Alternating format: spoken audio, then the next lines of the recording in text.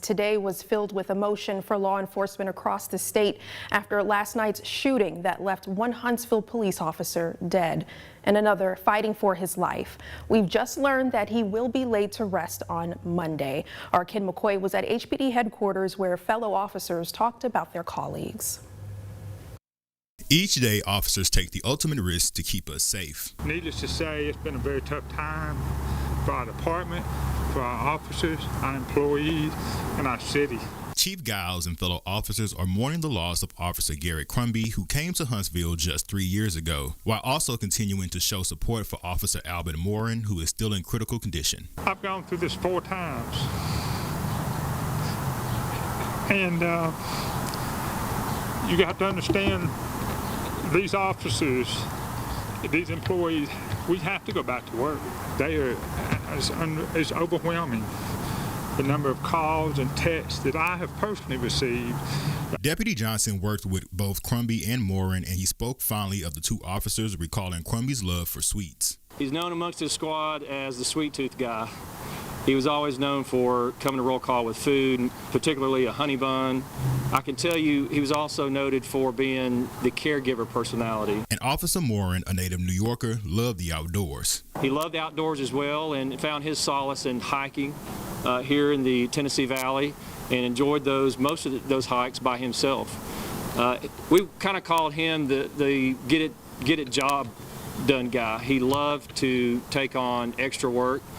He usually didn't have much to say, but I will tell you, he made no bones about it that the filter in the water fountain at the West Precinct needed to be replaced. There was a small but positive update on his condition. I know the point in time that he has been awake. Matter of fact, he even made a comment to his mom, I'm ready to go back to work, which obviously he's not.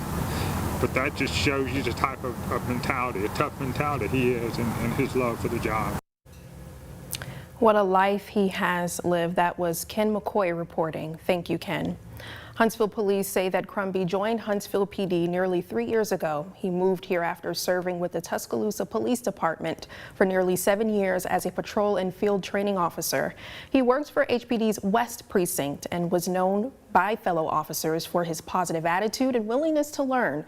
Family was important to Crumby, and he was described by colleagues as someone who would do anything for not just those he loved, but for anyone who needed help. Most of all, he was described as a leader among peers. Definitely sending prayers to HPD. And Alabama Law Enforcement Secretary Hal Taylor issued a statement in honor of Officer Crumby, saying that he, quote, gave his life while fulfilling his sworn duty to protect the public ahead of his own personal safety, end quote.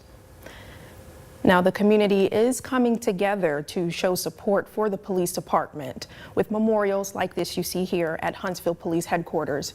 You can see the fallen officers memorial just becoming covered in flowers in honor of fallen Officer Crumby and injured Officer Albert Morin. There's also a memorial at the scene of the shooting at Governor's House Drive.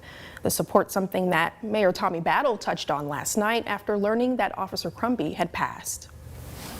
It's a time I think that all of us have rallied around our police, and it's amazing the number of emails and texts that we have gotten to show support and to say that each one of those officers are in our thoughts and prayers, those officers who's died and their families, those officers in critical condition and their families, and those officers who are still out there protecting us on a day-to-day basis.